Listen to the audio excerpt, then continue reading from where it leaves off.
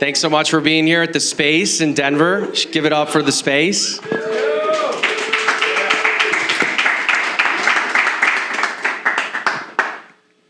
They're really the output of the Bitcoin network and its openness, its decentralization, and the fact they put this together, really working hard over the course of a year. And this space has been around, I think, around a year now.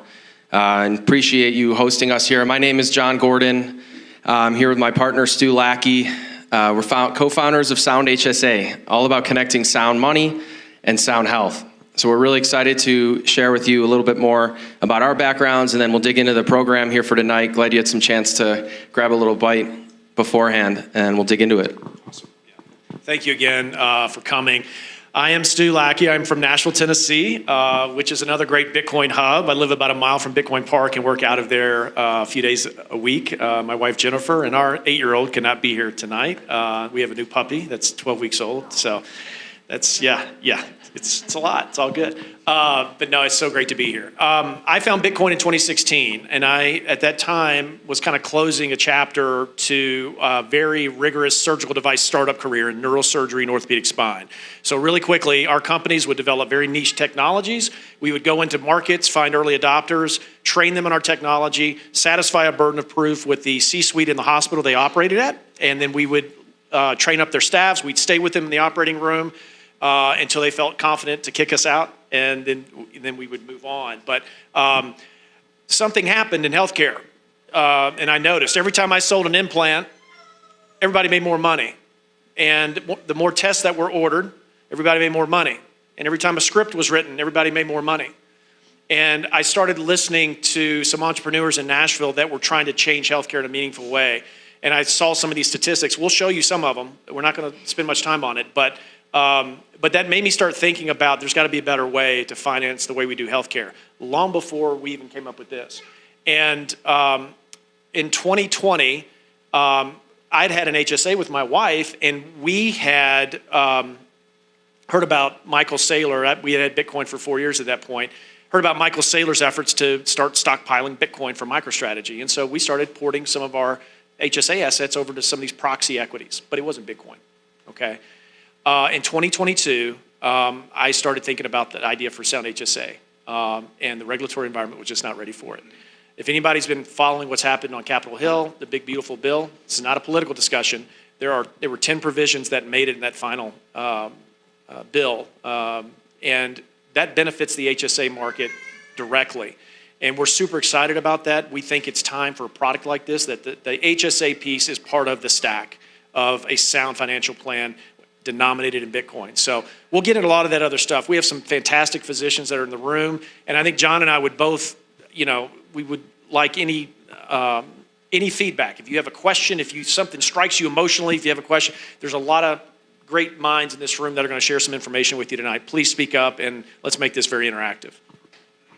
Yeah, awesome.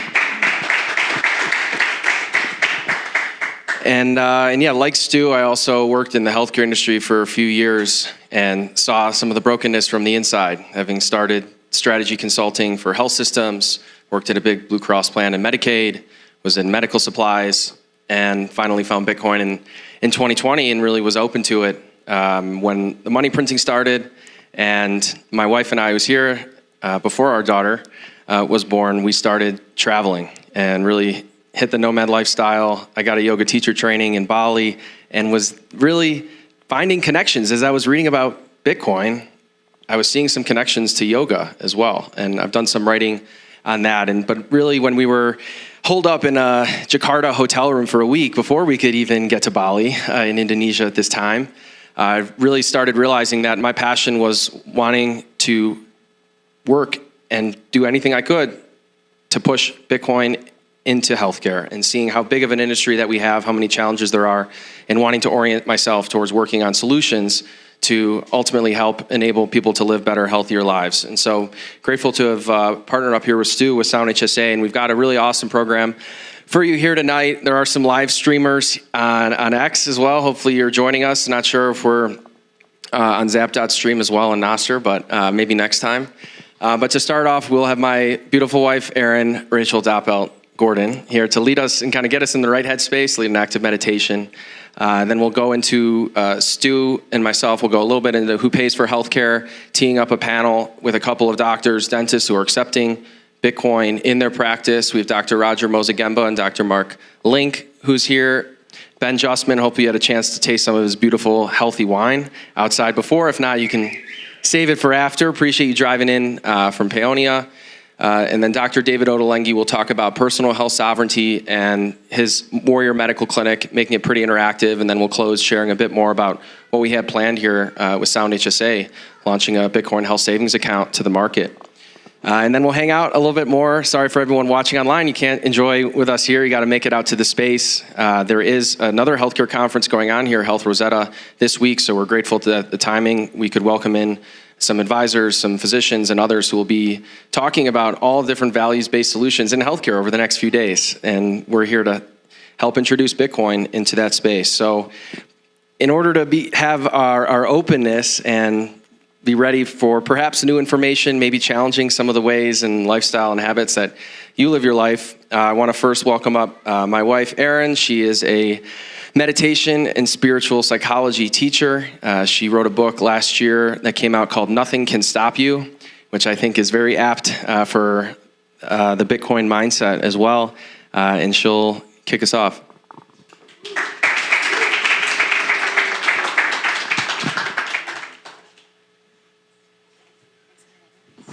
Hi, everyone. So fun to be present with all of you.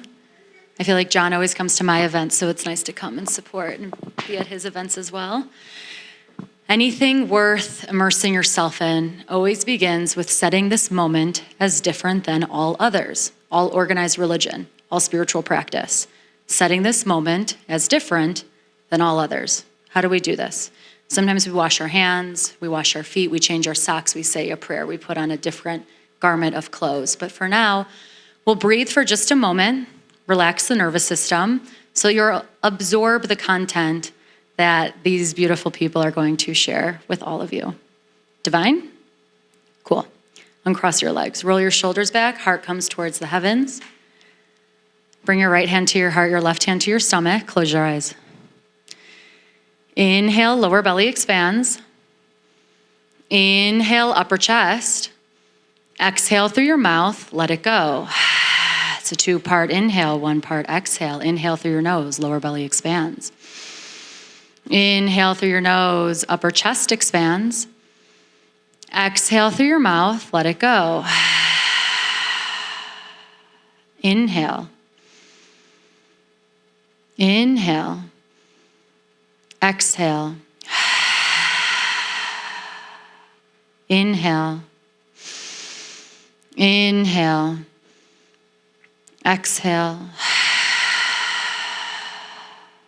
One more time. Inhale. Inhale. And exhale through your mouth. Let it go. You can keep your eyes closed and just give yourself a moment right here to fully arrive. This is likely the first time you've been still all day. And just notice how you feel in the present moment. What lies beneath the surface, what you're excited to explore this evening. And whatever occurred, maybe the traffic getting here, the conversations that are weighing on your heart, the work week ahead. Just give yourself a moment to put that a little bit to the side.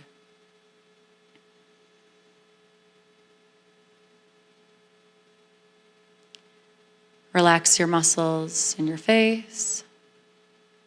Remove your tongue from the roof of your mouth, swallow. Unclench the stomach. Relax the pelvic floor. Wiggle the toes. Inhale deeply. Exhale, let it go.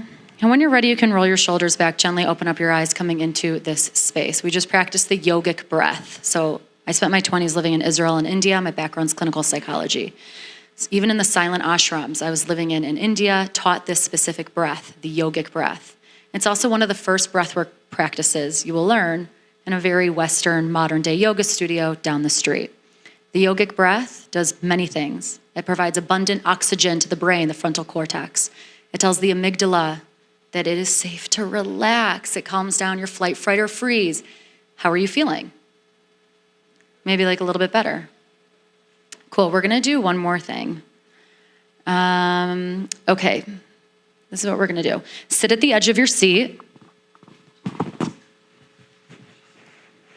Sit at the edge of your seat, and you're just gonna roll your shoulders back, and you may wanna spread out just a little bit, but place your fingertips on the tops of your shoulders like so. And you're going to inhale through your nose to the left, exhale through your nose to the right. I'm opposite you. So inhale through your nose to the left, exhale through your nose to the right, and you're going to twist from your core like so. Okay, don't overthink it. You're anchoring through the base of your tailbone. Inhale to the left, exhale to the right. If you snot rocket it, it's totally okay. Inhale left, exhale right. Close your eyes, don't overthink it, beginner's mind. You all once were kids, this used to be fun.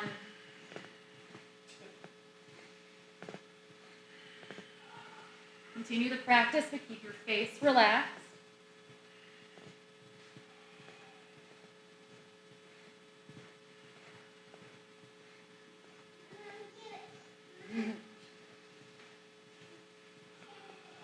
More seconds. 5, 4, 3, 2, 1. Listen to my cue. Bring your hands together, high above your head. Inhale through your nose. Take one more sip at the top. Reach your fingertips towards the sky. Hold your breath. Keep your hands where they are. Exhale through your mouth. High. Inhale through your nose. One more sip at the top. Hold your breath and stretch your fingertips towards the sky. Say something kind to yourself. Hold here. Keep your hands where they are. Exhale through your mouth. Last time, inhale through your nose. One more sip at the top. Stretch those fingers. Hold your breath.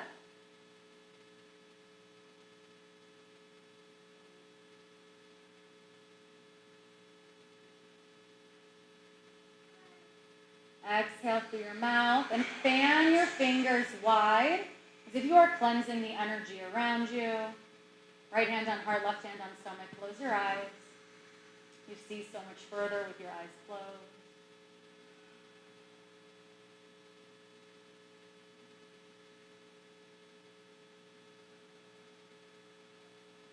Inhale deeply. Exhale completely. When you're ready, you can roll your shoulders back. Gently open up your eyes, coming into this space. How do you feel? Good. Short, sweet, to the point. Nice. I'm Erin. My great joy to be here. My husband is the Bitcoin yogi. You're in very good hands. Enjoy. Thank you.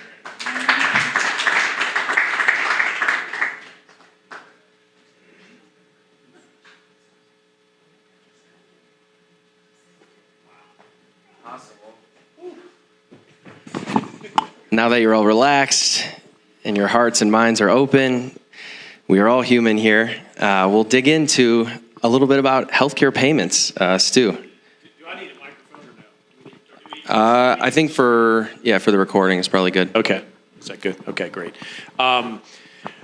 Just a little bit on how we got here. Not a lot. We could spend a whole, day and session on this. So just a little bit about the background of the history of health insurance and payment. And believe it or not, there was a time when we all kind of took care of each other. In the 1920s, we had things like direct payment, where people would go and pay and negotiate with their provider based on things like how much money they had, or that couple and that family down the road, couldn't really afford to pay maybe what the doc or the provider would charge someone else. But those prices were set by providers, and people would negotiate directly and interact directly with their provider. You had things like trade unions. You had fraternal organizations like the Elks Club. You had ethnic and immigrant societies. You had mutual aid entities, and these types of entities would provide benefits for major medical, job loss, job recovery, funeral costs, believe it or not, and job search if a spouse passed away and the other spouse needed to work. Charities, churches, synagogues, they all kind of helped each other, right, as we thought about early stages of American medicine. And what that resulted in was price transparency, consumer cost consciousness, and lower system-wide costs. So very basic time, And we'll show you some things how they progressed as we get into this. And so something happened in the 1920s, the rise and the birth of third-party payers. So believe it or not, the origin of Blue Cross started in Dallas, Texas through the Baylor University healthcare system. Anybody know that? I didn't for the longest time. You know, yeah, a lot of the docs probably did. 1,500 school teachers, the subscribers, paid $6 a year for a set number of hospital visits, okay? 21 days of hospital care. And while that protected the school teachers that participated from unexpected costs, really the purpose behind it was to cash flow the hospital, because hospitals, as we all know, are very expensive to run, and they were back then. The first Blue Cross plan was in Sacramento, California, in 1932. And the expansion of Blue Cross exploded after that. In World War II, around that time, we had things like wartime wage freezes. That led to employers starting to create health insurance as a way to attract and retain talent. The federal government then started to instantiate legislation that allowed employees to have tax-exempt health care behind payroll. Okay, that happened way back then. And then that, unfortunately, by the way, again, not a political discussion, but that unfortunately shifted the responsibility from the direct relationship to employers and insurers.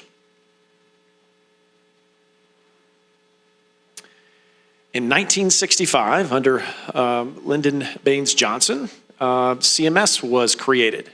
The first payments were in July of 1966. The first Medicare payments were paid in the summer of '66. Well, that dramatically increased government's role in overall healthcare spending. And obviously, once that happened, there was really no going back. Okay, again, not an indictment on Medicare or Medicaid. Helps a lot of people that we know. My parents depend on Medicare. But there are reasons why we've gotten to where we've gotten. The HMOs, at an attempt to cost control, got rolling in the 1970s. We saw this with the HMO Act in 1973 that started to encourage HMOs. And again, the goal was to control costs, but it really started to entrench the third-party payer system. Okay, I'm going to go back. Okay, this next slide that I'm going to show you, okay, is a dynamic infographic. There's a QR code. If you want to see and play with this infographic, it's really cool. I had some issues formatting the site last night, so it may not format correctly, but you're going to love this. Okay, so 1960, everybody can see that, right? And you see a lot of small, tiny words over here. These are all the categories where healthcare spend is allocated, okay? So the very top is hospital care, physician and clinical services, prescription drugs. In 1960, the entire US spent $23 billion on all of that, okay? Americans paid 48% of their costs out of pocket. Can you imagine paying 48% of your costs out of pocket today? It's untenable, right? The color orange, looks kind of orange, is out of pocket, okay? I want you to watch what happens to the color orange on the next slide. Just a coincidence that it's orange and we're at a Bitcoin meetup. Promise you. But I think it's cool. This is 2021. What happened to orange? It was replaced by some other colors. Again, not a political discussion. But notice a couple of things. It was replaced by commercial insurance in the red or brick red, and the green and dark green, light green, that's CMS, okay? I want you to notice something else, 3.6 trillion. We're in this mess because we've added layers of bureaucracy and administrative bloat. And I would love the physicians in the room, their commentary on this as we get through the night. So this is the result. Here we are in 2025. We now spend $5 trillion on healthcare. It's 20% of US GDP. And the average couple is going to need about $350K in today's dollars at age 65 to retire, to pay for their health costs in retirement. Healthcare outpaces every other category according to the Consumer Price Index.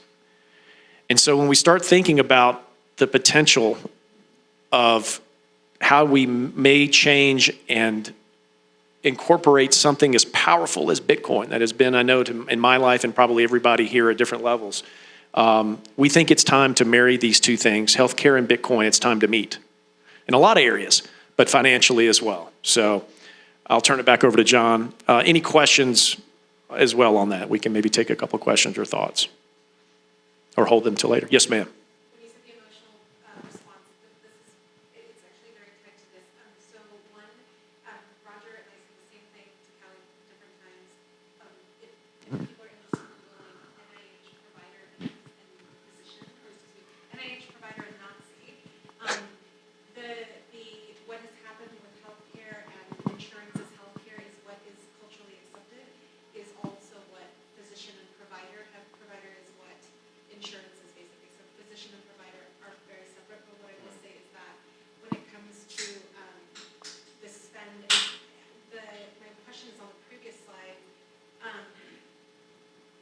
We have so many studies showing that direct primary care shows massive savings for employers, individual people, but I'm wondering if there is a portion of this that is a direct primary care or direct cash pay color.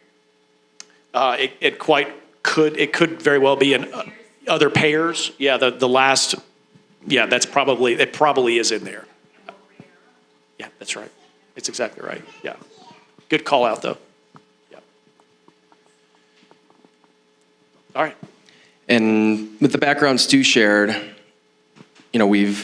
all this money that we're spending on healthcare, over $14,000 a year for an individual, people in America are spending more on health insurance than they are on food, right? And we know how important food is as an input, ultimately, into our health, right? And so we're spending more than other countries, 3 times more than other countries in the OECD average, and our life expectancy is flatlining and declining. 1 in 3 Americans is in medical debt. 88% of Americans are metabolically unhealthy, and 6 in 10 have, at least one chronic condition. So we know, I think everyone in the room here, it's very evident, right, when you're walking around and seeing, why have we deteriorated since then? And the Bitcoiners in the room will know, well, since 1971, we got off the gold standard, and we've seen, and up and to the right, money printing, right, M2, money supply. And that has been one of the biggest drivers of healthcare inflation, right? It's just the underlying money. How do we value goods and services? We don't even have a free market or transparent prices in healthcare. We're not actually paying ourselves. There's a third party. You end up with a lot of issues and information asymmetry and whose best interest, who has your best interest in mind. And Bitcoiners know when you pay someone directly, then you're their customer and they can focus on you and they can spend their time on you and really understanding what you need to be healthy. And then you contrast that money supply growth in M2 with Bitcoin's issuance, right? We're here now, almost 95% of Bitcoin have been issued since the first block in 2009. We're over block 900,000. TikTok next block every 10 minutes. If you really want a deep dive, you can look at the fractal over here and the halving cycles. And ultimately, the important thing to know is that there's a fixed supply of 21 million Bitcoin that will ever exist. And that will be issued until 2140, but most of the rest of the Bitcoin will be issued now over the next decade, will be at 99%. And there's a fixed supply. And so now we can go out and plan our businesses, our lives, and produce goods and services knowing that the money supply can be fixed and that we can become abundant instead of having an abundant money supply and all of a sudden everything becomes scarce. And I think in healthcare, really the connection for me came in seeing for myself, working with C-suites in hospitals and health systems, straight out of college, and seeing how big these health systems have gotten, and more centralization, more power, and ultimately between the healthcare systems and the insurance companies, trying to pit sort of against each other, contracting for different rates, and ultimately it's the patient that gets left out of this mix, and their best interest isn't necessarily in mind, and not saying it's any one individual, and it's obviously it's 20% of the economy. This is massive. So when I first started reading about Bitcoin, I went to El Salvador for the first Adopting Bitcoin conference in November of 2021, and no one was talking about health or thinking about the connection with healthcare, which makes sense because as money, Bitcoin is first going to be incorporated in the financial system, and then the energy and mining system with its connection to the physical world. But ultimately in health, what we can see in this connection of sound money and sound health is that Bitcoin can enable decentralization of healthcare. So instead of the bigger and bigger health systems, we have direct primary care, direct specialty care, other ways that physicians can go direct to the patient, have that open access, getting rid of any middlemen, because ultimately you know what's best for you, and have that value for value connection, which I'm sure we'll speak to a lot in the panel coming up. But really the values of Bitcoin as well are aligned with this in what Bitcoin would look like, or what healthcare would look like on a Bitcoin standard, because ultimately you have a low time preference, which means you can think more for the future. If you're holding a money that's losing its purchasing power constantly, you are incentivized to spend it right now. And it's difficult to save. Even as a doctor, you have to earn your money twice. Once in working, and then now you got to turn around and try to invest and beat the pace of inflation, right? And so ultimately in health as well, which I know the docs will talk about, is proof of work. You know, you can't just, Bitcoiners, and you realize, okay, you have this shift of mindset. I need to do the work for myself, for my health, whether physically, mentally, spiritually, and really understanding what's going to be best for me. And ultimately, I think what this drives towards are healthy, sovereign individuals, and it's a censorship-resistant system where, at least for now, you do have an alternative payment rail that you can use that isn't reliant on insurance that takes in the electronic medical records and billing companies that take 6 to 10% of every transaction that goes through the regular system. Even more than the 3% that the credit card companies take. There's even more transaction fees in healthcare than you're used to seeing in the rest of the economy. And ultimately align incentives where you can restore that physician-patient relationship, where the average doctor today only in a big health system that you might go to for primary care has 7 minutes to spend with you for the entire year. I mean, it's wild. And you know, it's no wonder why physicians are getting burnt out, and we're having a harder time finding someone to ultimately give us that advice that we need. And so as Satoshi said, it might make sense just to get some in case it catches on, and if enough people think this way, it can be a self-fulfilling prophecy. We see the root cause issue being the explosive growth in the money supply and in all of the, not only big food, big ag, Ben will talk a lot about this in terms of where our food or wine comes from, and soil health and how important that is to our health. And ultimately, you know, we're here to provide this tax advantage vehicle, right, in a health savings account where you can spend in Bitcoin directly with your doctor and take advantage of all the things that you ultimately can do by knowing what's going to be the most valuable service for you. Yeah. So I think with that, we'll probably go into the panel here. That's great. Yep. Yeah, or if we have a couple questions, and then we'll welcome up a couple of docs. Yeah. Question? I guess where I fall off the knowledge cliff with Bitcoin is that there is a limited amount that's ever going to be issued. So what happens to the people who never buy Bitcoin when it's all issued? And you talk about having an abundance mindset with that limited amount, but how, this just doesn't, you can't put that together. Yeah, it's a great question. So while there's 21 million Bitcoin, within one Bitcoin, there's 100 million Satoshis, or sats, that are named for the creator of Bitcoin, Satoshi Nakamoto. So that's 8 decimal places. And it's purely digital money, so we could add more decimal places, right, if we need it. But so over time, as you measure, as money is adopted and it starts as something that's a collectible, and now all of a sudden it's storing value, because if you looked at the Bitcoin price chart, it's going up in purchasing power 60% year over year for the last decade, right? So if you're measuring, and then you're using Bitcoin as a medium of exchange and ultimately a unit of account, prices come down if you're measuring things in Bitcoin. The average house 10 years ago cost 600 Bitcoin. Now the average house costs 4 or 5 Bitcoin. So houses have gotten 100 times cheaper if you're saving in Bitcoin. But if you're saving in fiat, they may have gone up, right, 40% since 2020, 50%, depending on what market you're in. And so Bitcoin is issued on a schedule. Every 10 minutes, there's another block. We started with 50 Bitcoin, and after 210,000 blocks, that got cut in half. So after about 4 years, roughly, we went to 25 Bitcoin, and 12.5, 6.25, 3.125.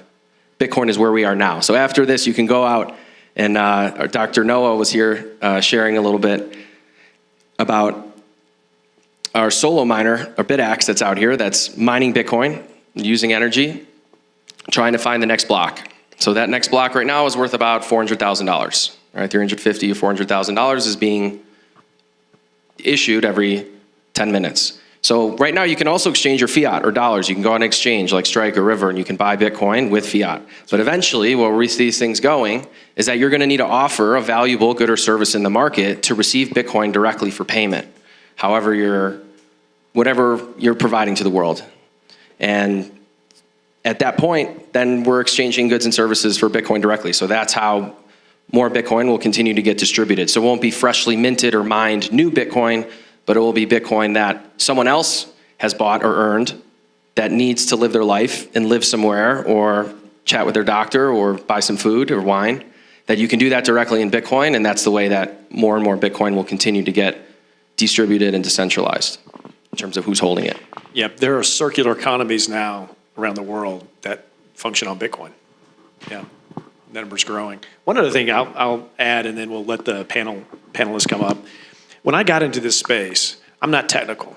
I have a healthcare informatics master's degree, but I'm not a technologist. But one thing I noticed, two things I noticed, that the people in the room around Bitcoiners were some of the smartest people I'd ever met and continue to be. And I've been fortunate to work with some great physicians and been in the same room and listened and learned from them. And the second thing, back to this, is that most of them were metabolically healthy. I mean, literally, you can just do the eye test. You look around like, these people care about their health. I'm like, okay, really smart people that are really healthy. I might want to hang out here for a little bit and see what's going on. So anyway, I'll just offer that objectively. So thank you. Awesome, thanks. And so with that, it's a great segue to welcome up a couple of doctors. One, thrilled to have Dr. Roger Mozagemba here, all the way up from San Antonio, Texas. He was actually a client of mine. I have a consulting company, Satoshi Health Advisors, where I've been helping doctors, dentists, and other businesses integrate a Bitcoin strategy. So understanding Bitcoin, integrating Bitcoin from the payments perspective, and then marketing, going out and reaching out to Bitcoiners in their local area to provide that service. So with Health Rosetta happening this week, Dr. Rogers here, and then Dr. Mark Link as well, who just got back from Alabama, orange pilling a bunch of dentists down there. So he is a local here, Centennial, Colorado, with Link Dental, integrated Bitcoin a couple years ago. And so yeah, please welcome up. I'd love to hear about your experiences.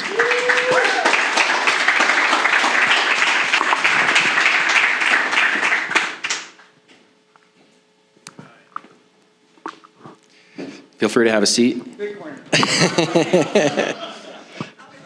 Awesome. I'll kick it off with the first question, but really, Dr. Link, maybe you can start off, give a little bit of background on yourself, in your practice, and really how you found Bitcoin, but ultimately what you're up to today, how you integrate it into your practice.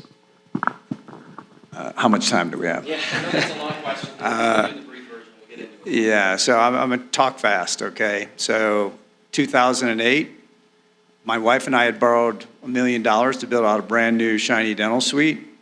The day we moved in, no exaggeration, Hank Paulson, George W. Bush get on the national news to pitch the TARP bill, the Toxic Asset Relief Plan. $787 billion to bail out the too big to fail banks at the expense of the American taxpayer. This is the first time. I'd been practicing for 20 years. And it was as if somebody pushed the pause button on dentistry.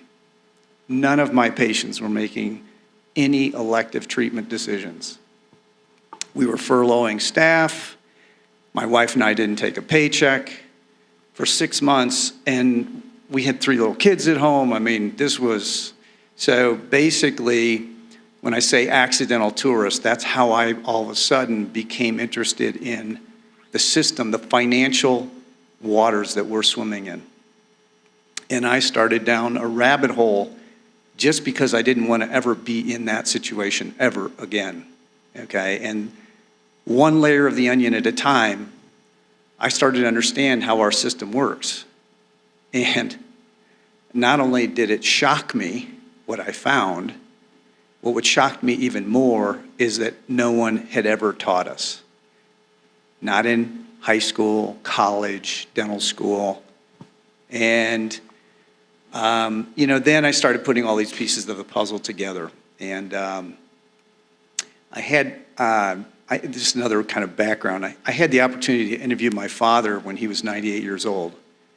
And my father had practiced dentistry for 54 years. He had And in 1942, he bought his first dental practice for $1,500.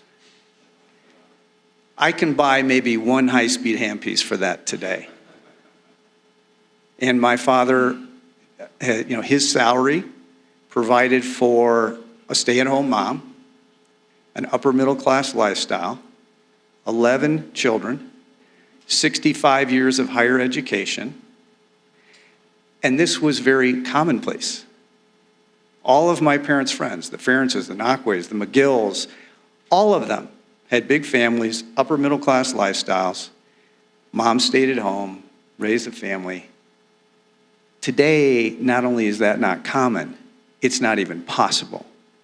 So it's been this journey where I basically, and of course, I've been practicing dentistry for 37 years, and so there's also been this kind of eye-popping evolution to having to commoditize dentistry rather than treating people. And you're incentivized to do procedures. Not to use your brain, but to use your hands and to build something out. And this is just eroding the quality of care. And I didn't connect any of those dots until I had this kind of pain point of 2008. So, and then of course, then I found Bitcoin. And I started to understand how it really can solve this problem. And really, it's actually quite simple that it could. To her question a moment ago, all we need to do is opt out of this system that we're currently in, one person at a time, a peaceful monetary revolution, no marching, nobody shooting anybody. We just start using money that the people choose. It's not coerced and forced upon them and debased. So I think I've said enough now. Awesome. Thanks, Dr. Link. And Dr. Roger, you spent a long time in the healthcare industry and are really early to adopting new technologies. Would love for you to share kind of your background in medicine, being an earlier adopter of telemedicine, telehealth, virtual medicine over 2 decades ago, and maybe how that primed you for being open to Bitcoin. Definitely, thank you. And it's great to be here. Thank you for inviting me. So I got into medicine like a lot of docs do because we want to take care of people, right? And that's what I wanted to do. I trained in the Navy, had a great experience doing that, got into practice on my own, and I was with a group for a while. In 2004, I started a company. I had this idea right before the internet explosion of if I put myself out on the internet and a patient wants to see me, and if they pay up front for that visit, I'll make sure that I see them on time. That was my idea. I launched that idea, but then the doc I was sharing an office with was doing some bad things. I had to leave, and I couldn't develop that. But because of that, another doc who had called Alamo City Medical Group in San Antonio noticed that I had a little different approach to medicine. So he introduced me to Michael Gorton, T-O-N, not D-O-N, who was the founder of Teladoc. And they were looking for a doctor or doctors to fill out that business. So I became the first doctor doing Teladoc. So I helped. So it was telemedicine. It was talking to patients on the phone, by video, and I knew I was so comfortable practicing medicine. I knew what I could do. I knew what the limits were. So telemedicine, a telephone, a video, that's just a tool for a doctor, right? So I got started with him and became the first doctor doing that. I stayed with the company for 9 years as the president of the Teladoc Physician Association, helped them develop a nationwide network of doctors, develop the standards of what we would treat, what we wouldn't, how to fire patients, how to fire doctors, and that kind of thing, all doing it legitimately according to the standard of care, which is very important. That's what medical boards live on. You know, they're out there not for doctors, but to protect patients. We didn't let there was no bad outcome in the 9 years that I was in that role with any patients. So that was in 2004 that we started that.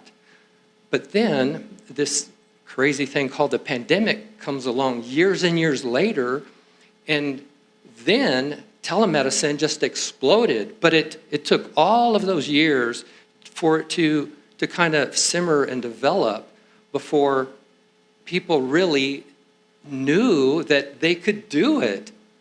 What, really? Doctors have been talking to patients for years, for ages. Like in the old days, if a doc went out of town, he would tap his buddy, say, hey, I'm gonna be out of town, could you answer a call for my patients? And somebody would call one of that doctor's patients like, hey, I've got this, no problem, I'll send you an antibiotic or whatever. So doctors have been doing that for ages. So now we just moved into that, a little more structure around it with telemedicine. So I was really fortunate to be able to do that. That's great. Thanks for all that background, Dr. Roger. And yeah, Bitcoin is a technology, just like utilizing the internet to talk to patients over the phone or FaceTime, more HIPAA-compliant ways of talking to patients. Dr. Link, on the dental side, I'm curious, in your decision now to integrate Bitcoin over the last couple of years, what maybe what the lift was, or what that's looked like from a patient perspective. Have you found patients are coming to you because of the fact you're accepting Bitcoin, or is there something that's changed in the way you've practiced, or what was that process? What did that process look like in Link Dental?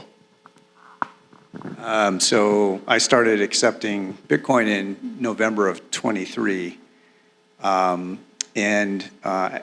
Yes, patients have come 60 miles actually just because I accept Bitcoin.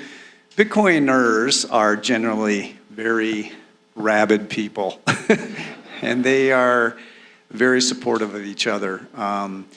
But I actually started accepting Bitcoin not for it to help me. I started accepting Bitcoin to help build out the Bitcoin ecosystem.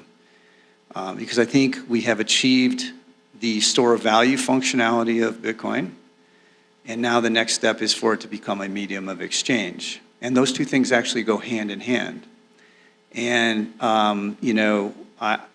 contrary to what a lot of, say, the Michael Saylors would say, to me, this is not going to fulfill its ethos and its mission until it becomes a medium of exchange.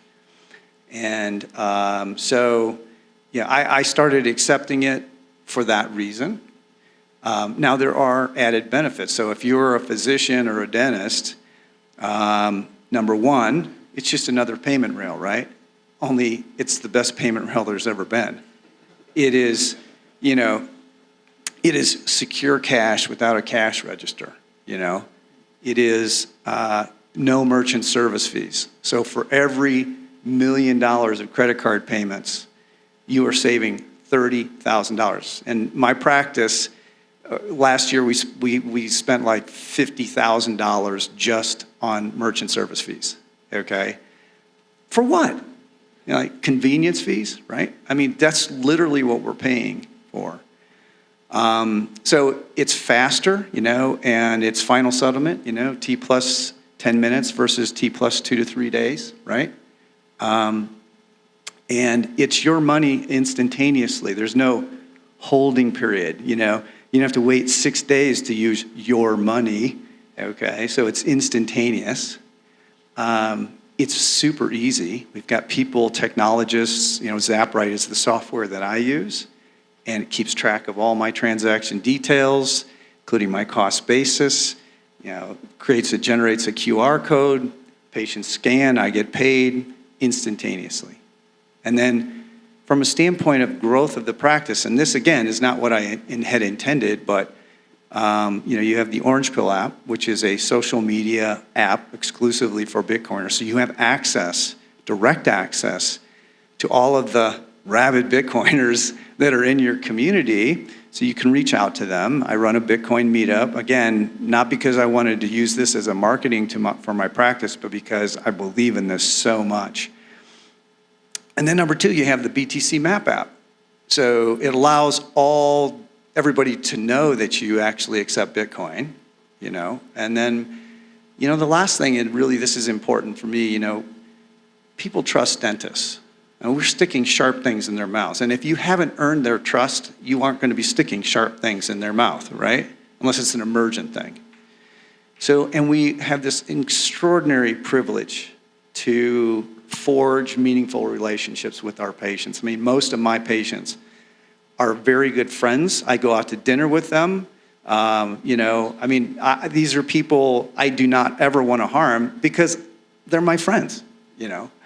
But when I started accepting Bitcoin, you know, I'm helping move it from being a store of value to a medium of exchange. But I'm also giving credibility, and I'm, you know, kind of debunking just almost subliminally all of the FUD, you know, the fear, uncertainty, and doubt, simply because I already have that trust relationship, right? And then, of course, it starts the conversation, you know. What is Bitcoin? You know, why do you accept it? You know, and for my patients, I give them 10% off because I would much rather have Bitcoin than a melting ice cube. And in my first year of accepting payment in Bitcoin, I received $15,700. That is now worth, I haven't touched it, that is now worth $32,800, okay? So why wouldn't I? And it's win-win. And then the last thing is when you were talking earlier about, you know, time preference, and you're talking about, you know, kind of this Maslow hierarchy of need, you know, if you're a clinician and all you can think about is your overhead and paying your staff and how everything, it's just a stress factory, right? Well, what if now all of a sudden you are receiving payment in something that is an appreciating asset, and this incrementally starts to buy you that time? Well, now you can become a better clinician because you're not so worried about, you know, where is my next paycheck coming from, kind of a thing. And so it aligns the incentives to increase the quality of care. And again, I've talked too much, so I'll give it back to you. That was awesome. Thanks for sharing, you know, your practice's experience. And I think that doubling over the last year is just a testament to saving in Sound money. Mike here. Dr. Roger, you practice a methodology or framework, or really a movement in the healthcare space called direct primary care. Can you speak a little bit about what direct primary care is, and for you, why it aligns so well with Bitcoin to get to the point where now you are accepting Bitcoin, you've had your first payments in Bitcoin, you're in a more Bitcoin-dense area, San Antonio, Texas, Austin, Texas, but still kind of the earlier days of seeing that in the practice. Excellent. So yeah, direct primary care is when a patient pays the doctor directly. It's kind of like a membership. So there's a set fee that they pay every month. And then when the patient needs to be seen, they come into the doctor. It doesn't cost them anything. And so in our clinic in San Antonio, for that monthly payment, patients get access to generic medications for free by mail order. They get our cost, the clinic cost for labs, which an example of that is if you get labs through your insurance, it might be $200, $300, $400 or more. If you get it through our clinic, it's going to be probably $20, $30, $40, less than $50 for a whole panel of labs. And the clinic has contracted with imaging facilities in the area for direct pay for imaging. For example, if someone needs an MRI through your insurance, it would cost $2,000 or $3,000. With us, it'll be $600 or less, maybe $350. So if somebody needs to see a specialist, I mean, I trained in family practice, so I can do a lot. I'm pretty comfortable across the board with things, but if I'm starting to get to the end of my comfort zone, the practice pays for a service that allows me to reach out to 200 specialists and present my case to them. And within a few hours or next day, they'll reach back out to me and say, this is what I would do with that patient. So I explain that that's the model of direct primary care. And just to interrupt, what does that cost a month? Just to go direct, cutting out the middleman? $109 and for direct med clinic, or if you want to pay up for a year, it's $89 a month. Think about that compared to what you're paying for your insurance premiums. And there's no deductible, of course, in our model. Yeah, with Bitcoin, going direct like that, how does that tie in for you? So I got to say, with the way that Bitcoin, I'm an entrepreneur from my background, but then during the pandemic, I have to talk about this to set the stage for Bitcoin. During the pandemic, people were scared and they were struggling. Healthcare was failing them. They couldn't reach their doctor. Doctors' offices were closing. They couldn't be seen. Why? Because they couldn't come in to circle the charges and submit for reimbursement to the insurance company. What? Is that the doctor-patient relationship that people signed up for? No. Okay? So in our clinic, in our model, direct primary care, our patients never missed a beat. We grew through the pandemic. We took care of our patients. Okay? So I was blessed to be in that position. So along comes Bitcoin. I was fortunate to connect with John, and we started talking about that. I learned about Bitcoin, and I thought, well, here I am preaching this direct pay, beautiful doctor-patient relationship like it should be model, and patients were thriving. The clinic was growing and thriving. So that's what direct care, there was this element of corruption in healthcare. In the insurance companies, we need insurance, but they've gotten too greedy. They've outgrown their purpose, So the same thing is happening in the financial world. And we can see that the more we dig into what's driving Bitcoin and the history of money. So I thought, this is a no-brainer for me, It's just, it may be a matter of time that there's going to be a financial pandemic, right? And so I'm going to put myself in place to weather that storm, like I was fortunate to be in a place for me and my patients to weather the pandemic storm.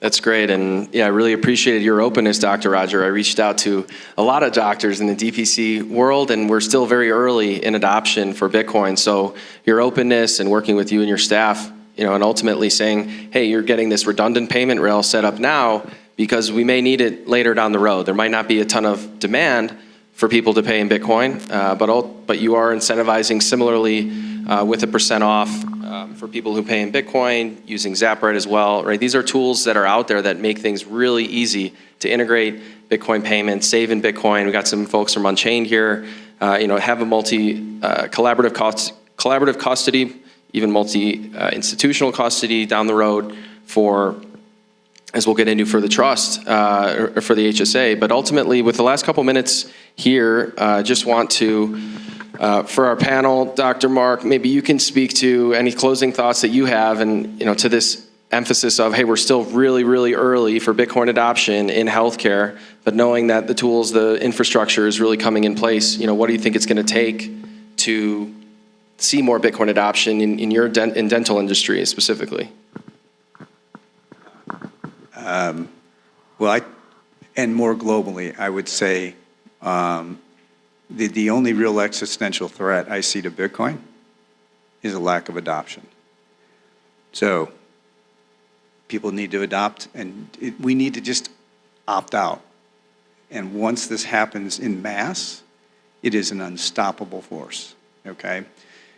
So in my profession, like I just got back from Tuscaloosa, as you said, and my brother's an oral surgeon there.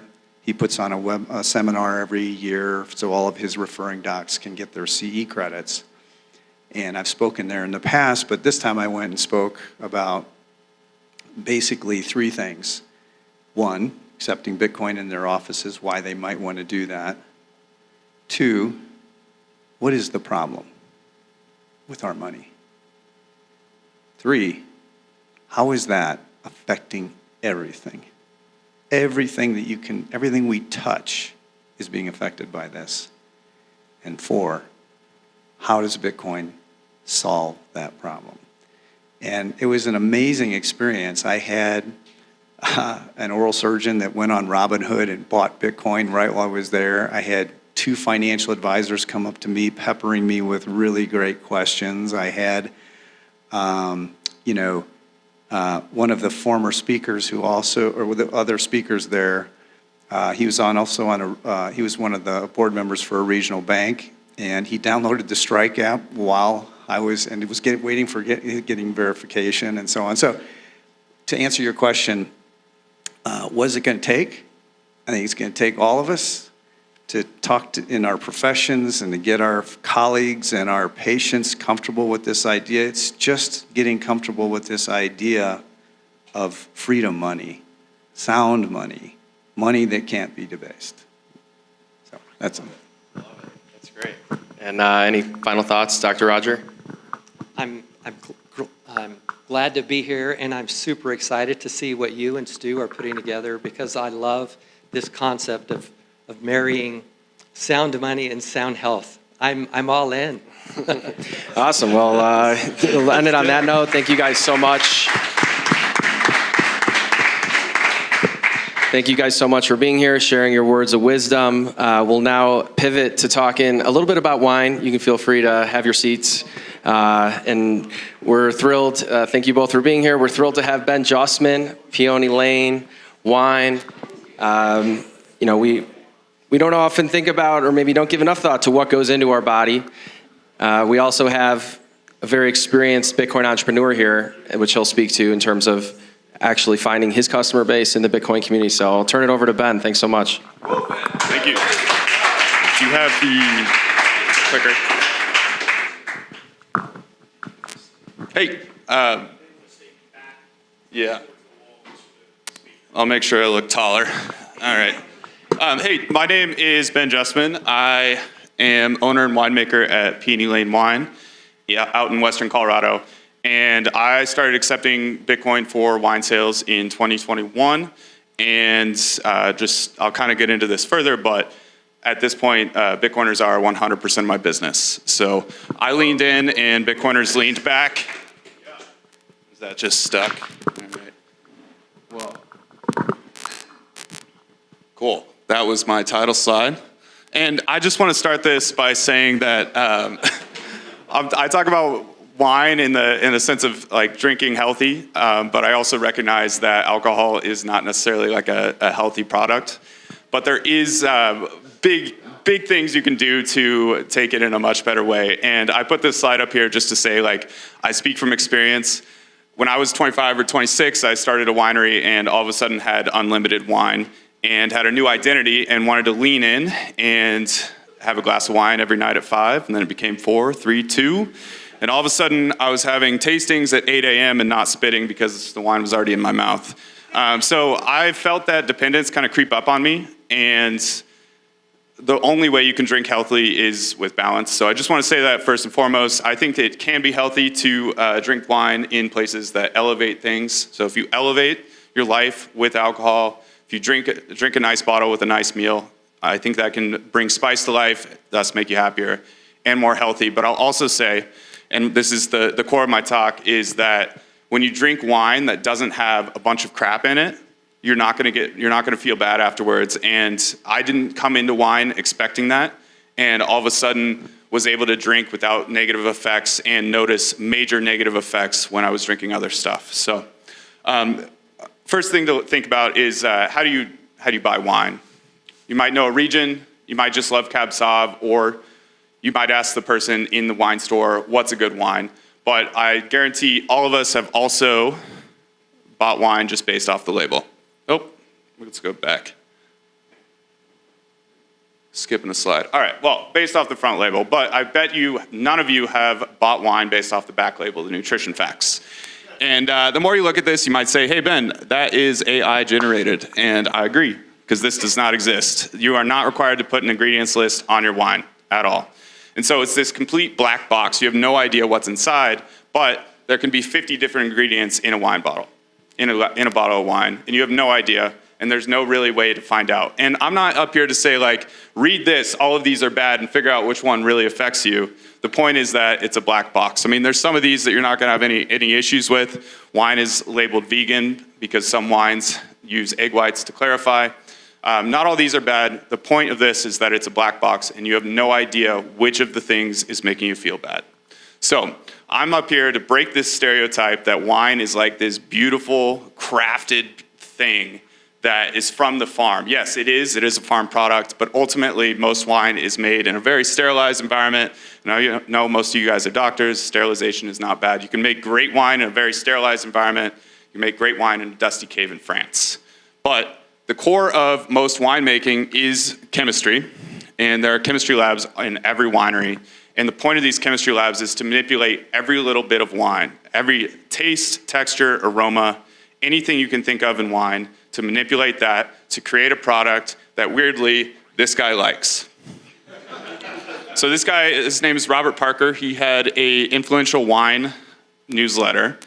And now there's other people, but ultimately this guy kind of started the idea of rating wine. And he would rate wine on a point system, but he had very specific flavors that he liked. So he was so influential that if you scored a 90 plus on his test, on his tasting, you would make a crazy amount more money. So you are incentivized then, because he's so influential, to make wine that he likes, to engineer your wine to taste just more in that direction.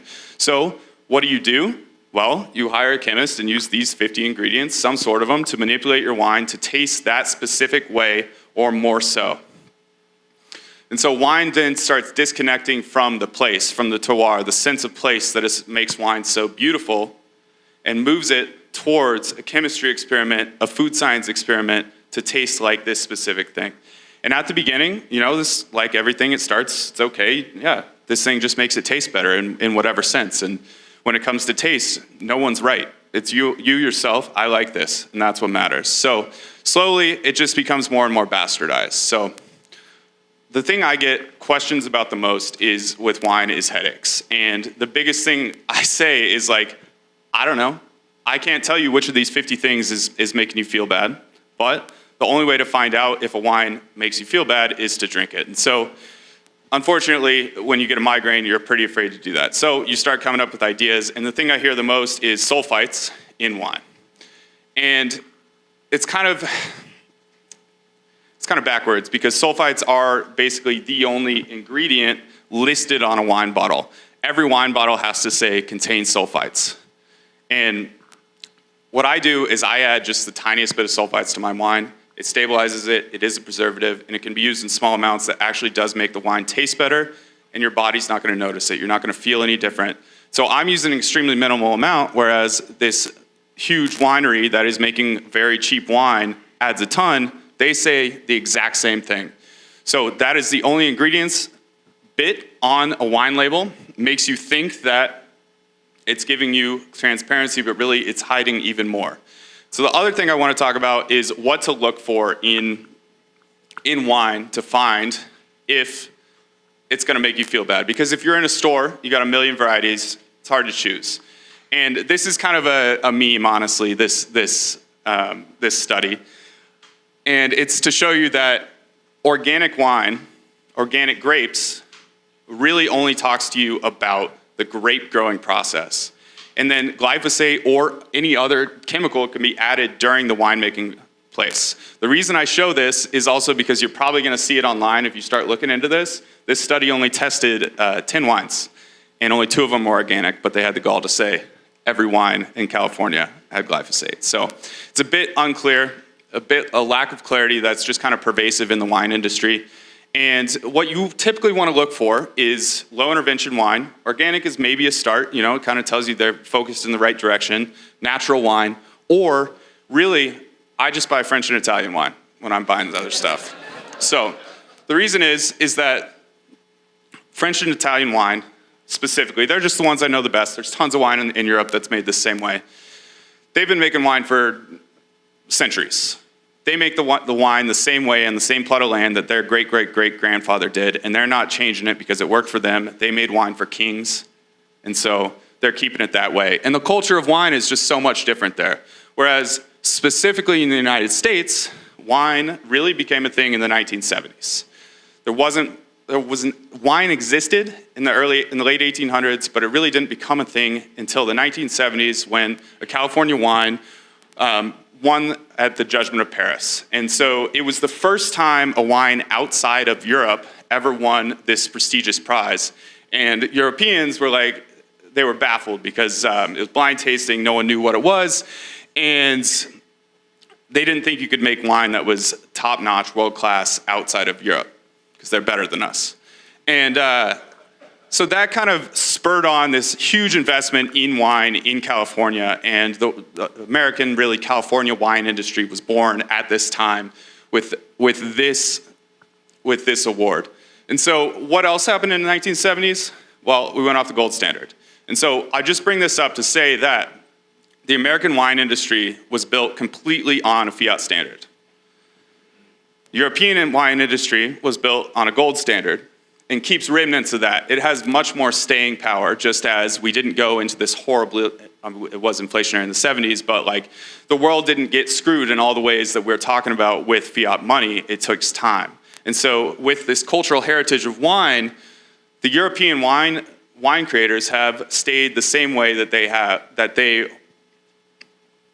their grandfathers had, whereas we were built in this new era. And what happens when you're on the fiat standard?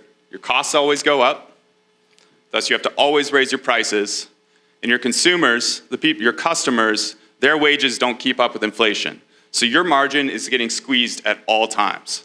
And you can only cut so much in glass, cork, labels. Eventually you kind of have to start cutting costs in grapes. You have to start buying cheaper grapes, you have to start adding stuff to the wine to make the flavor seem better, but your customers are getting poorer, and so they can't really afford to buy the nice stuff anyway, so they just want something that tastes like the nice stuff, slightly. And so that's the beautiful thing with wine is it's all in the bottle. Like Bitcoiners, we say, don't trust, verify. You really can do that with a bottle of wine. It's encapsulated. If I get a headache from this, I know I'm feeling bad. I'm not gonna buy that wine again. But for healthcare professionals, I think that health is probably like the most important thing for a person. Health of your loved ones, health of yourself. And so what you have is an extremely trusting relationship with your clients. And it's something that, your business is much different than mine. I have a lot of like direct competitors that I differentiate myself with Bitcoin, but I'll just say that if you do get a Bitcoiner coming into your practice, it is a massive trust advancer to have a Bitcoin sign, to just say, hey, I get this, or I'm open to it. And even if they don't pay in Bitcoin, they're much more likely to come see your service again because of that, because they trust you a lot more. And that comes down to, what do Bitcoiners care about in this world? Bitcoiners know or are extremely wealthy. Or know they will be extremely wealthy or are. And that makes them think towards the future a lot. They have this bright future vision, and they're gonna be wealthy in it. And so they wanna be very healthy in that future.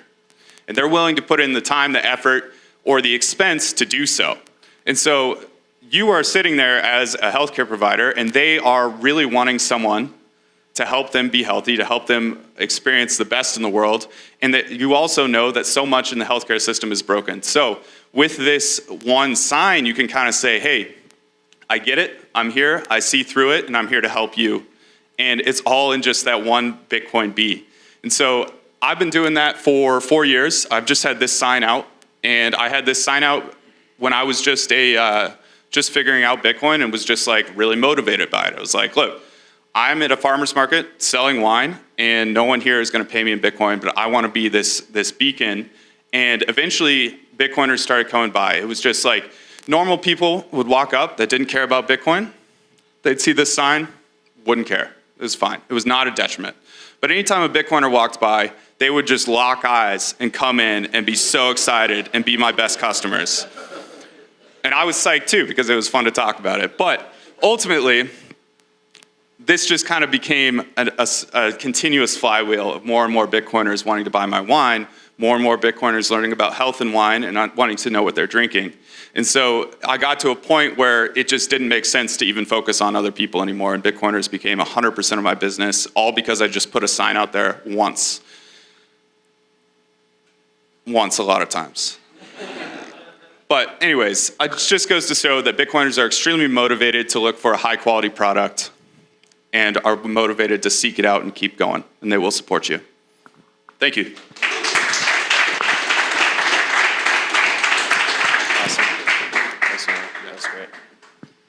Awesome. Thanks so much, Ben, and for making the drive out here. Really appreciate it.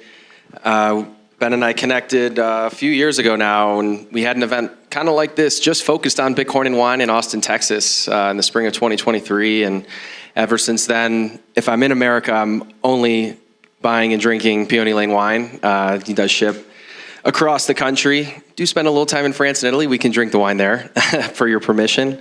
But yeah, thanks so much for being here. We'll enjoy some of your wine afterwards as well. But want to welcome up one more kind of keynote talk that we have to kind of bring it to the individual level, all about personal health sovereignty, choosing to live on a Bitcoin standard. Also, thanks for making the drive in, Dr. David Ottolenghi.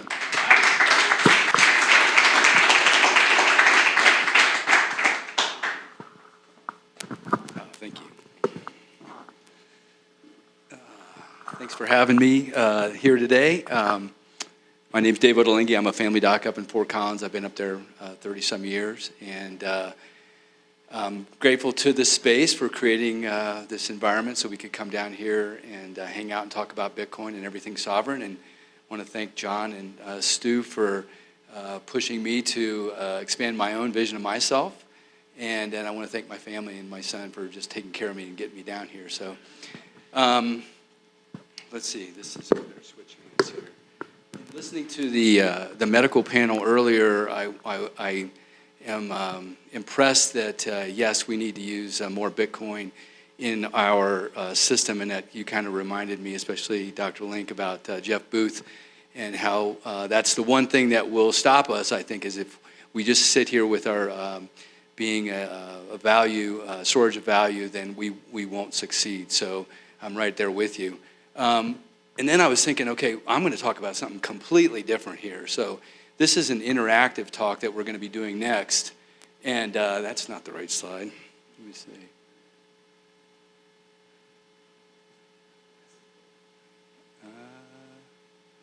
Well, I'm sorry. So this is an interactive. Yeah, there we go.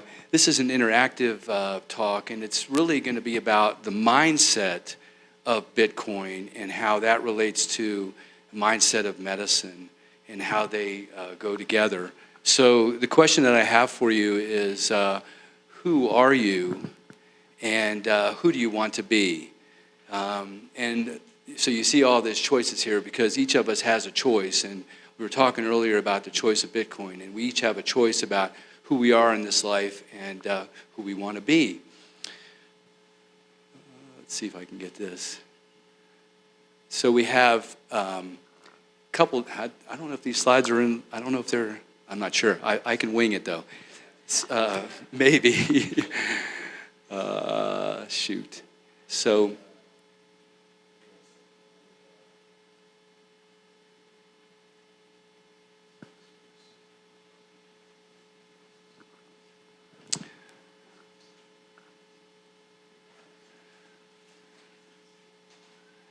the point of that first slide was basically each of us has a choice in who we're going to be, and you have to make that choice. We all make that choice.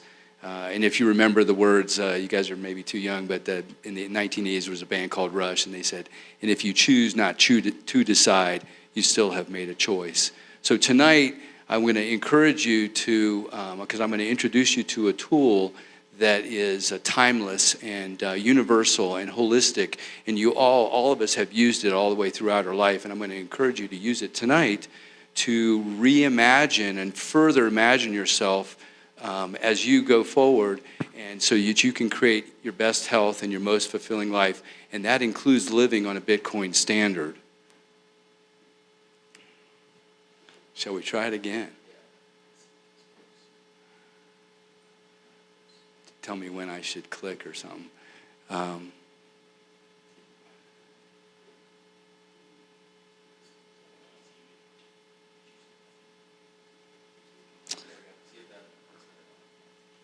Who are you? And then the choices.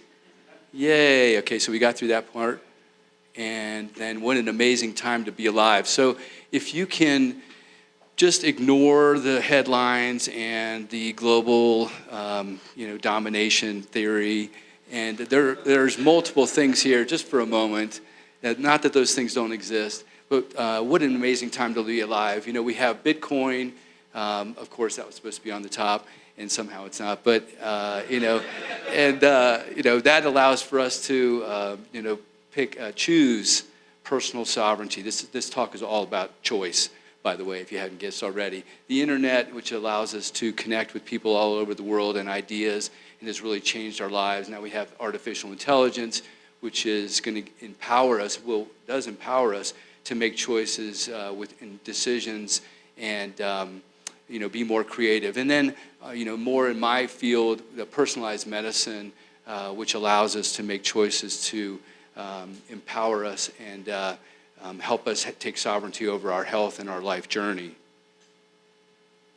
But we're just going to talk about two of them tonight: Bitcoin, living on a Bitcoin standard, and then the personalized primary care, which I call the medicine of choice. So we all know about Bitcoin, and basically there's three different aspects of it that I like to focus on. We have the sovereignty of choice, choosing Bitcoin over fiat. Each one of us has our story. Right, Dr. Link gave his story, and my story was purchasing Bitcoin through PayPal for my kids in 2016. For Christmas, I bought them $50. So we make that choice. The second choice is, how are we going to own it? How are we going to store it? Are we going to store it at home in a cold wallet? Are we going to store it on an exchange? Are we going to store it with, a single custodian like Casa, or a multi-sig like OnRamp or River? So those are choices that each one of us has to make. And then we have the personal agency, which is us continuing to learn about Bitcoin and how we can use it in our lives. All of us have made these choices. And I want to propose, I should go back to that, excuse me. I want to propose to you, maybe I can't. There it is. We've all made these choices, and what do we base these choices on? And I want to propose to you that each one of us has made these choices based on our highest values. Okay, this is all about values and all about choice. Right on. All right, so medicine is becoming more personalized and sovereign too, and so I welcome you to what we call values-based primary care. It's called the medicine of choice because it's fun to say, and it's true. Primary care medicine, if for those of you who don't know what primary care medicine, I say it's a specialty of awareness and attention to all things, all aspects of life from birth to death. So it's fairly broad, obviously. Over time, we have understood that values are important to us, and our cultural values and our human values. And this slide's a little bit sarcastic. What a concept. Values are important. And so in primary care, we're becoming aware of this, and I, about 6 or 7 years ago, started to integrate that into my practice, and I call it values-based primary care, the medicine of choice. So what is values-based primary care, and what is it not? To me, values-based primary care is a physician helping an individual use the system that we are naturally born with to create our best health and our most fulfilling life, as defined by us. And that includes living on a Bitcoin standard. What values-based primary care is not, it's not rocket science. It's not hard to understand, and it's not even new to human thought. What I'm talking about is nothing new. We all do it, we've been doing it, just maybe not as consciously as we want to do it. It may be new to you, and it certainly is new to primary care medicine.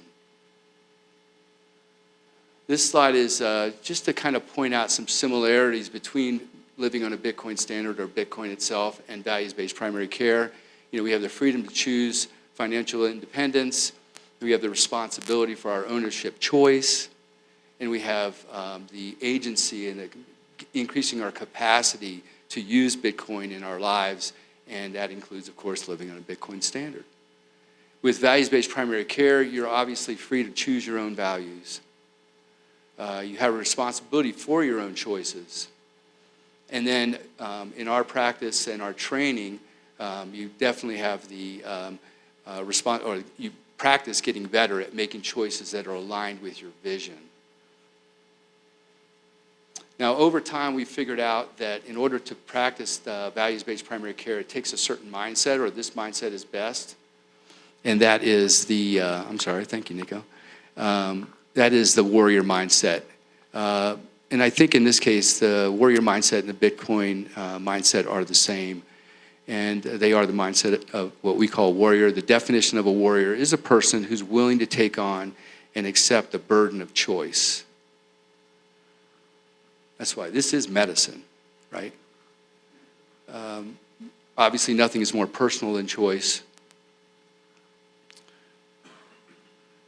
And we recommend that each person consciously make their choices based on their highest values.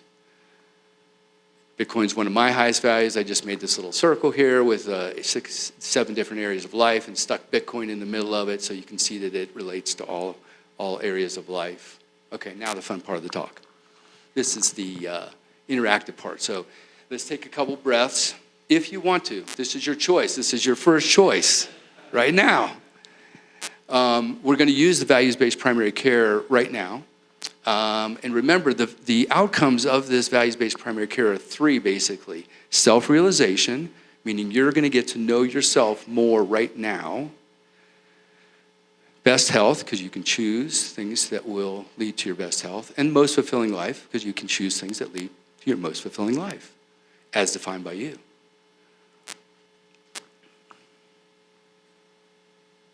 All right, in values-based primary care, we use a 3-step system. We call it mindset discovery and alignment, MDA. And funny enough, it has the same kind of, the 3 steps are dollar cost averaging. I'm so glad you like that.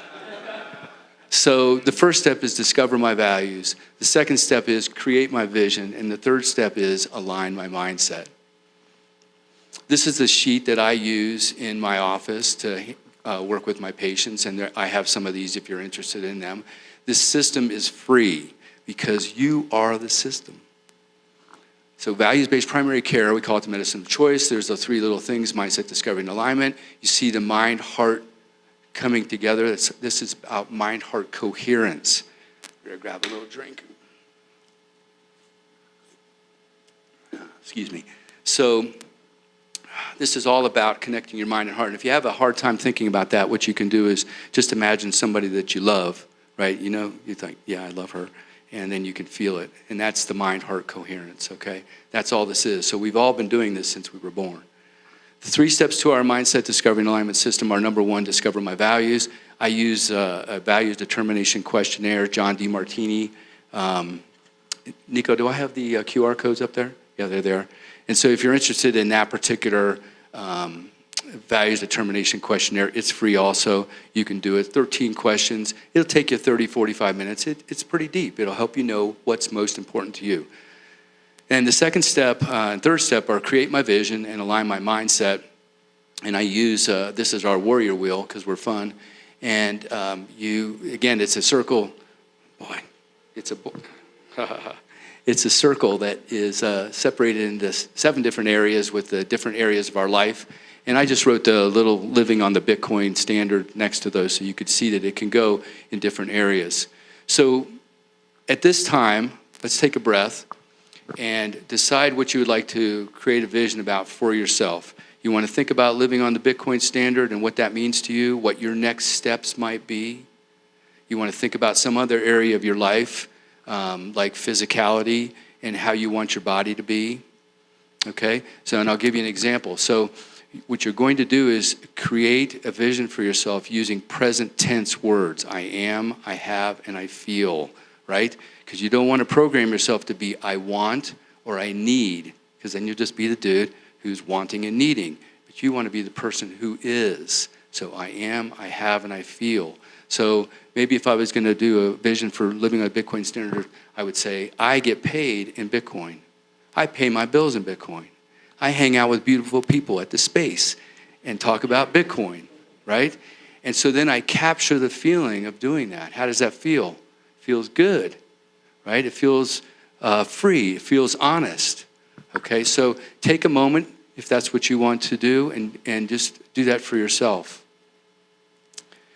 If you want to pick a different one, like physicality, again, I am, I have, and I feel. So I tell myself, I am lean, strong, flexible, energetic, bright-eyed, smiling, ready to serve. Those are my highest values. That's who I am. I tell myself that, right? And number 2 here is the key. I capture the feeling of the vision fulfilled, right? So once I capture that feeling, I'm programming my subconscious. My subconscious doesn't know anything but what I tell it. If I tell it that I'm lean, strong, flexible, energetic, bright-eyed, smiling, ready to serve, it believes me. If I tell it I live on a Bitcoin standard, it believes me, okay? So let's all do that now for yourself. Take a moment, decide what you want, and then capture that feeling. It just takes a second. Okay. Now, this you can do multiple times throughout the day. The next part is the alignments. There's basically 2 different types of alignments as far as I can tell. The first type is the type I set up for myself. I say, okay, I live on a Bitcoin standard, so what does that mean? Well, this Tuesday, I'm going to tell my boss that I want her to pay me in Bitcoin, and I'm going to give her a form from Strike, and she's going to send my paycheck to my Strike account, right? That's an aligned action, right? I can tell that that's aligned. And so when I do an aligned action, I count that as a win. Why? Because I'm building self-trust. I'm telling myself who I am. And when I do things that are aligned with who I am, I tell myself that, right? And when you have self-trust, it builds conviction. And then I know who I am, and guess what? I'm living on a Bitcoin standard, which goes to the adoption that Dr. Link was talking about. Same thing with physicality. If I tell myself, okay, I'm all this lean, strong, flexible, all this blah, blah, blah, I may say, well, Tuesday I'm going to get up and I'm going to work out and I'm going to do 30 minutes of spinning and yoga. And when I do that, I count it as a win, okay? So that's one type of alignment. The other type of alignment, you don't know when it's coming. You did not know you were going to be here right now, and this guy was going to be calling you out and saying, well, do you want to live on a Bitcoin standard or not? What's your next steps? Do you want to make a choice or not? Okay, so those types of choices and alignments, we don't know when they're coming. And we can tell oftentimes because we feel resistance. In this training, in this game, because we gamify it as well, when you feel resistance, you know there's an opportunity. What's the opportunity? Make a choice that's aligned with your vision. That's the training, that's the game, okay? So this is how we create who we are, right? This has nothing to do with anybody else in your life. You don't need another wife, you don't need another job, you don't need to have more money in order to do this. You just have to decide who you are. And that's what we help you do in our primary care medicine. Anybody have any questions about that? Go.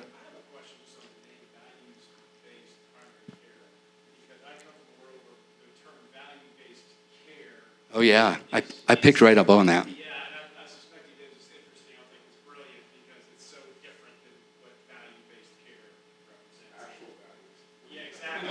Yeah. So thank you for doing that. Yeah. I'm sure that was a conscious decision. Yeah, the value-based care is what the insurance wants, because they figure if you get your colonoscopy and you do your labs, that provides value to the patient. This is an individual and personalized medicine where you just become aware of your own values and you lead yourself. That's why it's warrior. You have to be willing to make choices. Yeah, thank you for picking that up. So these are a couple of different statements that go along with the capture the feeling of the vision fulfilled. That's by Neville Goddard. More modern with Joe Dispenza is embody the emotional and mental state of your desire as if it's already happening. This has to do with neuroplasticity, and we can change our minds, and the mind-heart coherence. These are things that we're all learning about now. And then, of course, to go way back in time, believe that you have received it and it will be yours. That comes from the Bible. And then I threw in the decide what living on a Bitcoin standard is for you and act as if you do. And I took credit for that myself. So you might ask, well, what's your role as a primary care doc? And basically what I do is I help people use this system to create their best health and their most fulfilling life as defined by them. So I spend a lot of time helping people define what it is they want. Because a lot of people don't think they're worthy to have what they want. That's probably the biggest thing I see, right? They don't think they had the right upbringing. They don't think they're wealthy enough. They don't think they're good looking enough, whatever it is. The second thing I do is try to help people this is a training, so basically I help people train themselves to avoid setting unnecessary limitations. Again, I'm too old, I'm too poor, I'm too fat, I'm too whatever. And then the third thing I do is help people train themselves to recognize blind spots. One of my favorite authors, a guy named Jordan Peterson, I use his I call it JP 3+2. So the blind spots, these are things that are distractions from the training and distractions from the game. What's the game? Making choices aligned with my vision. So these are distractions. Number one is arrogance. I already know. Number two is deceit. I can get away with eating that cookie or drinking that beer or being mean to somebody and nobody will know. Number three is resentment. The world's unfair and unjust and pointed right at me somehow. Number four is negativity. This will never work. And number five is self-importance. I don't need this or I'm offended by this. So these are distractions from the training, distractions from the game. So as your primary care doc, I help you train yourself to recognize those things. And again, this goes along with neuroplasticity and mind-heart coherence, so really helping people understand that you can change your brain and be whoever you want. You just have to be willing to make choices. So this is a little bit bigger, question is like, well, what does values-based primary care do for our culture and the world, So certainly this is a proactive and wellness-based approach to life, and instead of being reactive and disease-based. So that's one thing. It certainly does encourage us to make present moment choices and live in the present and base those choices on our highest values. And then it I think, encourages us to have the kind of mindset and embraces living on a Bitcoin standard. So I think that Bitcoin in its ethos and values-based primary care really go hand in hand. My challenge to you is for you to ask yourself, am I a sovereign individual? And, am I willing to accept the burden of choice? And I recommend that you use the MDA system, make it your own. Again, it's free because you are the system. And rule number 5 is have fun. Thank you for listening. Thank you so much. That was great. I'll take the clicker from you. Thanks so much. Amazing. It definitely resonates with me. Dr. Joe Dispenza, definitely, you are the placebo. Very powerful stuff. I love that you're integrating that as well as Bitcoin into your practice. That's really great. And I know we're just past the top of the hour here, so we'll be brief towards the end. I'll just pull up the slides. But we want to share a bit more about what we're building here at Sound HSA, and then we'll enjoy some wine, some charcuterie, some food, and hang out here in the space. So I'll pull that up, but Stu, you can go ahead and get started.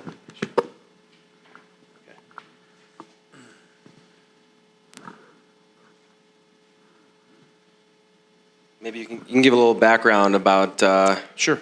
about Sound. Yes, so I think I said something briefly earlier. So Sound HSA was something that I had thought of back in 2022. We built the wireframes. I hired one of the best UX designers in the Bitcoin space, a guy named Skylar Westby. Some of you in the room may know who Skylar is. Awesome dude. And I tracked him down in Miami at Bitcoin 2021 or 22 at Saifedean's carnivore dinner. So I bought the ticket, I walked in, I found Safe. I was like, here's what I'm doing. I need a UX designer, somebody help me do this. He took me to a guy named Justin Moon, who runs BitDevs or ran Austin. And Justin was like, this sounds really cool. I want to introduce you to Skylar. And he connected me to Skylar. And he built the wireframes. And I don't know if we have any of those in here. Yeah, we'll show them a little later. Yeah. But maybe you can give a little background on HSAs. What are health savings accounts? Yeah. So HSAs have been around since 2003. They were instantiated under George W. Bush administration. They are triple tax advantaged accounts. Who has an HSA in here presently? Okay. Nice, about half. Who uses it? Who contributes to it? Who doesn't have an HSA but has a high deductible health plan? Okay. You're eligible for an HSA. And who doesn't know if they are eligible for an HSA or not? And that's okay too. So there's something for everybody here. It is a triple tax advantage account, meaning the contributions have tax treatment on the way in, whether you have it through your employer or you open one on the open market. It grows tax-free, and it can be used tax-free for health goods and services during the life of the account. There's some other cool things about it. At 65, it turns into a traditional IRA. You can spend it on anything, not just health goods and services. If you open the account and save every receipt that you ever spent out of pocket for, meaning you didn't use the HSA funds for, save those receipts, because in the future, you can reimburse yourself tax-free. Wow. All right, there's about 40 million HSA accounts in the US, hold about $147, $150 billion in assets, okay? They work like this. As I said, these are three of the common providers. You may have yours through one of these. Mine is through HSA Bank currently. And then you have cash or investment options. And these are some of the things you can spend on. And John loves to talk about all the other cool stuff we can now spend on HSAs. Yeah, you can buy your beef from Force of Nature. You can buy a sauna. There's a lot of different things you can spend your HSA on. You might need to get a letter of medical necessity for some of these things, but as it's aligned with your health and you're chatting with your doctor, that's an opportunity. So traditionally, HSAs are used for hospitals, doctors, surgery, doctor's visits, or even surgeries. But as that wellness category continues to broaden, you can continue to spend your HSA on more things. And so what if, yeah, go ahead. Yes, we're getting to that. You're exactly right, Dr. We're Roger. excited about that. With the big, beautiful bill passing as well, one of the stipulations is that you can spend your HSA directly on direct primary care. You might say, why couldn't I have done that? That's clearly medicine from what we found, but that hadn't been allowed up until now. So that's another expansion that we think really is the right timing for this product and for an HSA specifically. So with Bitcoin, right, what if you could save, earn, and spend Bitcoin in one health product? This is what happens, what it would look like if you max out your family contribution at $85.50 a year, with a conservative return for Bitcoin at 25%, right? We've been at over 60, 70% for the last decade, but maybe it tampers down a little bit. Over the next 20 years, you're doing that and saving in Bitcoin, that will be worth almost $4 million in today's purchasing power in 20 years. So me sitting here today, I personally don't believe that Medicare is going to be there to pay for my new hips and knees in 30, 40 years, as they paid for my grandparents and my parents' new hips and knees. So I prefer to save in Bitcoin in order to be able to know that, okay, down the road, I can spend on my health. And now, so really, what are we bringing here with Sound HSA to the market? It's the first Bitcoin native health savings account solution. So you could have had exposure, via now the Bitcoin ETFs or strategy stock or whatnot to a self-directed HSA where you can invest in things where you get exposure to that price action growth and purchasing power growth. But this will be actual Bitcoin that you're having in an account, taking advantage of, particularly the capital gains tax, right? Obviously, as Bitcoiners, we might say, oh, there's some expensive wine or some expensive whatever I bought a few years ago, but well, that's what I needed in the moment. And you don't have to worry about the capital gains tax that might come from Bitcoin being treated as property right now, instead of it being treated as money, right? But when you go in and out of the euro and the dollar weakens, right, you're not paying a capital, you don't have a loss there. It's just money, right? So I think over time, we'll see some of those things changed. But you'll see some wireframes here and what we're planning on. My daughter's ready to go and have a little bit to eat here.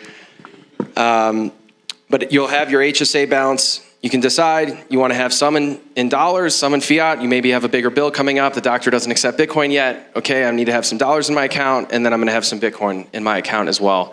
And one of the things that we're doing is Move to Earn. Maybe, Stu, you can speak a little bit to Move to Earn and the challenge we got coming up. Yeah, this is one of the coolest things, and it's morphing into something that's becoming pretty epic, I think. So Move to Earn, proof of work, right? Very synonymous. One of the things we originally talked about was creating incentives for actually taking steps and paying that in sats. And so we've done that. We created the world's first Lightning Nostr-enabled Move to Earn Challenge series. We did the first one for Bitcoin Vegas. We did the second one around BTC Prague. Even though this is a U.S. product, we used that conference to leverage kind of the media around it. And then we're doing another one that starts tomorrow that all of you can participate in. And so we're doing it around Rosetta Fest because we're here in Denver, but anybody in the world, you don't have to be in Denver, you can be anywhere. If you download our app, you create a Lightning address, either through Nostr or Primal or whatever, or Strike, you can get rewarded for just taking 50,000 steps over the next 6 days. Who here can take 50,000 steps in the next 6 days? Come on. And the cool thing is we zap it to your Lightning address instantaneously. So you hit complete challenge and it goes right to your Lightning address. It is an awesome implementation of the Nostr network. It's pretty cool. Yep. Yeah, so we decided from day one to integrate Nostr. Some of you have been saying, what is Nostr? That we can definitely get into over some wine. But really, to understand it, with Bitcoin, You need some wine for Nostr. That's it's right. important. A lot of people buy wine over using Nostr, zapping Ben. But really, if you think about it, so Bitcoin, you get your own private key, right? That's the proof to the network. That's your money. With Nostr, you have a public-private key pair, and that private key, that's your identity. You can take that identity to many different applications, whether they're social media based or whether they're health based. And you can actually bring your identity, your web of trust, and your data, which could have huge implications, I think, and we think, for healthcare data. Also, conversation for another time. But being able to actually own that yourself using Nostr. And so when people log into the app, so we'll show you can download the mobile app now, you can either log in with your private key that you already have and where you have followers and you've been using it, or you can create an account for the first time. And as Stu mentioned, we're using the Lightning Network as well. So both of these are open source technologies that anybody can tap into. They're open networks around the world. And as soon as you complete the challenge, we are using the native pedometer in your phone. So there does need to be some proof of work. It'd be great to connect some wearables down the road, but with Apple Health, you can kind of manually adjust your steps. So we'll keep it with the actual phone for now. But then we're paying out using Bitcoin's Layer 2 Lightning Network, which is actually an instant payment at the speed of light and no middlemen, right? And so that's a huge unlock that we want people to experience for the first time, right? Maybe through our app, but then eventually you'll go around and you'll use the Lightning Network, and there are many ways to do that to pay for different goods and services. One of the things that's going to come out of this, we think, for people that don't know what Bitcoin is or have never been associated with it, we think we have the opportunity to convert thousands, hundreds of thousands, maybe millions of people. Their first Bitcoin they'll ever own is Bitcoin they've earned through exercise. And that is separate of the HSA regulated product. This is a move to earn experience that has some implications around corporate benefits that we'll get to maybe a little bit later. But yeah, pretty exciting. Yeah, and we're really looking to partner with different health and wellness brands and companies and physicians out there that are accepting Bitcoin. Will be able to spend your HSA. We'll go through this quickly, but we mentioned there are a lot of positive provisions, including spending on direct primary care, telehealth, employer on-site clinics, and then also bronze and catastrophic high deductible health plans. So just opening up eligibility for who can ultimately open up an HSA, and then just a general more Bitcoin banking friendly environment. And we think we can really be there for Bitcoin savers who are just looking for other tax-advantaged ways of stacking sats. And the average HSA balance is pretty modest in the US. It's about $5,000, right? And many people are using this. And there's been existing products for many years, including with folks like Unchained, where you can have your IRA, Roth, or traditional and have actual Bitcoin in there. And you're even holding the actual keys to that Bitcoin in the account. So I think we'll get there eventually with the HSA. But there's a couple different markets we're looking to serve, and maybe, Stu, you can speak to this. So there's two markets in the HSA world. There's the employer-based HSA, and then there's the open market HSA. The employer-based HSA is about 60% of the market, and the other, obviously, 40%. So we're creating a mobile-first, streamlined onboarding experience. HSA products in TradFi are really painful. Like if you ever try to roll over an HSA or an IRA, it's like, the forms are all manual. And so we're automating a lot of that stuff. We think one of our unlocks and differentiators will actually be some of those processes that manual TradFi really make very difficult. And then obviously you have the luxury of spending Bitcoin tax-free on your health. You can't pay docs in Apple stock, but you can pay them in Bitcoin if they accept it. So this will be the first HSA that you actually can use to pay doctors in Bitcoin if you choose to, right? It's a health savings account, but you obviously have that choice. And again, this is the employer piece. We talked about some of the triple tax advantages. Again, employee benefits. We are now engaging with Bitcoin companies as our first go-to-market strategy with the employers. So these are companies that have Bitcoin on their treasury balance sheet. So they get Bitcoin. Someone in that company gets Bitcoin. But they might want to incorporate Bitcoin more in their culture, like around wellness and health. And we've had conversations already with companies that want to do that. It's like, we've got all this Bitcoin, now we want to get it into the culture and get people excited about it. So we're excited about this employer market. It's the reason, honestly, why we're here this week for Health Rosetta, so we can start meeting the benefit advisors and some of the stakeholders in this part of the industry. Yeah, and so with that, we would highly recommend, would love for you all to participate in the challenge. We've got this coming up tomorrow, so 50,000 steps for 10,000 sats. And for a long time, felt like, okay, 10,000 steps was sort of the mark that we're told to go to. Well, why? Well, actually, we find, and there's a recent study that's published in The Lancet, actually, meta-analysis that found that even if with 4,000 steps, you're getting significant health benefits, and then with 7,000 steps, reducing all-cause mortality by 47%. Yep. So really seeing that just a little bit of movement, right? Instead of just sitting at your desk, we'll get up here, we'll walk around, go for a beautiful hike here in Denver or wherever you're located around the world, and you can participate in the challenge. So that's really a big piece of this, is just moving your body, getting some steps in, and finding out, okay, I can earn some real value. I can go and buy my coffee or whatever I want to do using Bitcoin. So we're really thrilled to be here at the space. Really want to thank you guys for hosting us and having us in town. Really an amazing place where you can continue to learn about Bitcoin if you're here in Denver. But I highly recommend as well, if you're traveling for Health Rosetta or just in town, connect with your local Bitcoin meetup, or just go ahead and start one yourself. You never know who you can find and all the different overlapping interests you'll have. So I don't know, Stu, if you have any other final thoughts, or we'll wrap it up. No, thank you for coming. Appreciate it. Thank you guys so much. We appreciate it.